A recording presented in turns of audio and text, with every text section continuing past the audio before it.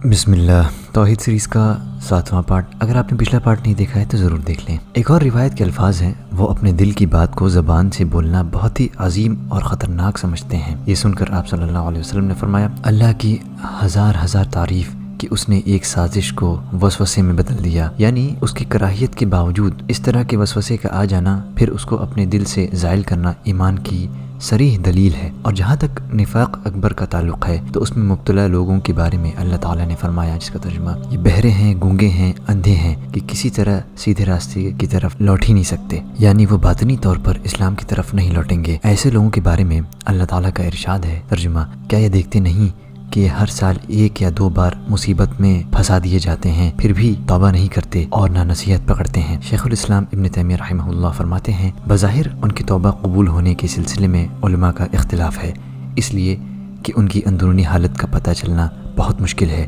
اس لیے کہ وہ تو ہمیشہ اسلام ہی کا اظہار کرتے ہیں۔ جاہلیت کیا ہے؟ اللہ تعالیٰ اس کے رسول اور دین اور شریعت سے ناواقفیت، حسب اور نسب پر بھیجا فخر اور تکبر اور غرور کہ جس حالت میں عرب کے لوگ اسلام سے پہلے مبتلا تھے، اس حالت کو جاہلیت سے تعبیر کیا جاتا ہے۔ جاہلیت جہل سے لیا گیا ہے، جو علم کا الٹا ہے۔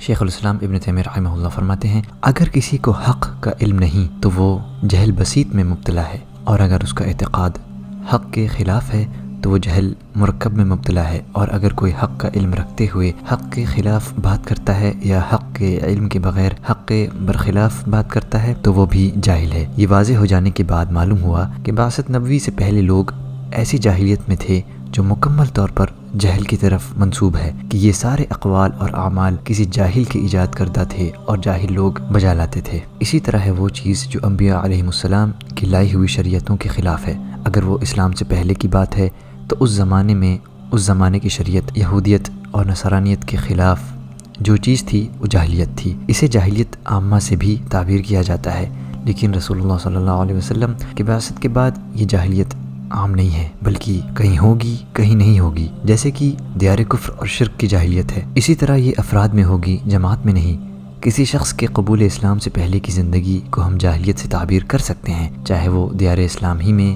کیوں نہ ہو، لیکن زمانے کے اعتبار سے رسول اللہ صلی اللہ علیہ وسلم کی بعثت کے بعد جاہلیت عامہ نہ ہوگی، اس لیے کہ اب قیامت تک ہر زمانے میں امت محمدیہ کی ایک جماعت حق پر قائم ہوگی، لیکن جاہلیت مقیدہ مخصوصہ اب بھی بعض مسلم ملکوں میں اور بہت سے مسلمانوں میں پائی جا سکتی ہے، جیسا کہ آن حضرت صلی اللہ علیہ وسلم کا ارشاد گرامی ہے، میری امت میں 4 چیزیں جاہلیت کی نشانی ہیں۔ ایک مرتبہ حضرت ابو ذر رضی اللہ عنہ سے فرمایا، تم میں ابھی تک جاہلیت کی بو موجود ہے۔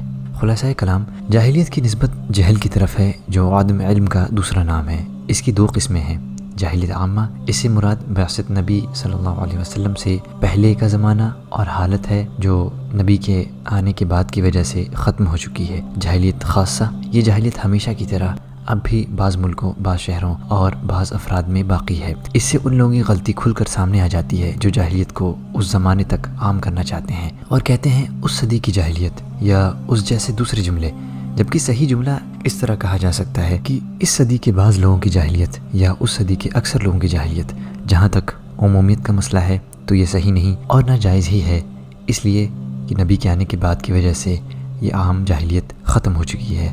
فسق کیا ہے؟ لغت میں فسق کے معنی نکلنے کے ہیں، اور شرعی معنی میں فسق سے مراد ہے اطاعت الہی سے نکلنا۔ اس میں کلی طور پر نکلنا بھی شامل ہے، لہٰذا کافر کو بھی فاسق کہہ دیا جاتا ہے۔ اسی طرح اس سے جزوی طور پر نکلنا بھی مراد لیتے ہیں، لہٰذا ایک مومن سے اگر کوئی کبیرہ گناہ سرزد ہو جاتا ہے تو اسے فاسق کہہ دیا جاتا ہے۔ فسق کی قسمیں، دائرہ اسلام سے خارج کر دینے والا فسق وہ فسق ہے جس سے آدمی دائرہ اسلام سے خارج ہو جاتا ہے، اسے کفر بھی کہتے ہیں، لہٰذا کافر کو بھی فاسق کہہ دیا جاتا ہے۔ اللہ تعالیٰ نے ابلیس کے تذکرے میں فرمایا، فَفَسَقَ عَنْ أَمْرِ رَبِّهِ، تو وہ اپنے پروردگار کے حکم سے باہر ہو گیا۔ اس فسق کے ذریعے ابلیس نے دراصل کفر کیا تھا۔ اللہ تعالیٰ کا اس ضمن میں یہ بھی ارشاد ہے، وَأَمَّا الَّذِينَ فَسَقُوا فَمَأْوَاهُمُ النَّارُ، اور جنہوں نے نافرمانی کی ان کے رہنے کے لیے دوزخ ہے۔ آج کا یہ پارٹ یہیں ختم ہوتا ہے، انشاءاللہ اگلے پارٹ کے لیے آپ ضرور چینل سے جڑے رہیں۔ جزاکم اللہ خیرہ۔ السلام علیکم ورحمۃ اللہ وبرکاتہ۔